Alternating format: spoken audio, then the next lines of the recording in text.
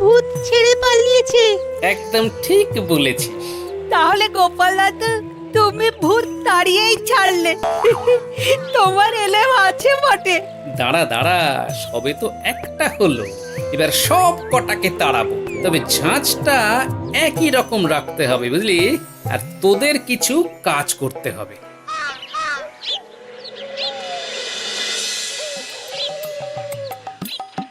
ভূতেদের বংশ নির্বংশ করে দেবো এবার, ভরবো আর ভরবো, একবারে ট্যাফও করতে দেব না। হ্যাঁ ওরে বাবা, একই কথা বলা নেই কমা নেই, যেমন ইচ্ছে মানুষের উপরে ভর করবে। নাও এবার ঠেলা সামলাও। ভাইপো একটু শোনো। এই কে তুমি? কেমন যেন ভূত ভূত দেখতে। আচ্ছা তুমি সত্যিকারের ভূত নও তো? তাহলে কিন্তু তোমার কপালে খুব দুঃখ আছে। আরে আমি তো ভূতই, আমার নাম মামদ। তবে বলি কি ভাইটু, মাথাটা একটু ঠান্ডা করো। কেন মাথা ঠান্ডা করব কেন?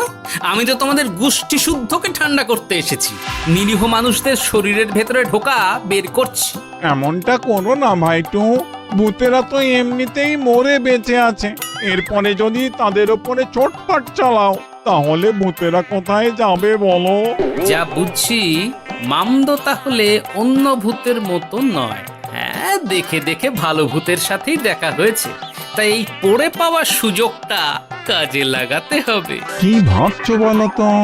আজ আমি ফিরে যাচ্ছি, তারপরে আবার আসবো আরো তৈরি হয়ে। হ্যাঁ, হ্যাঁ নয় হ্যাঁ।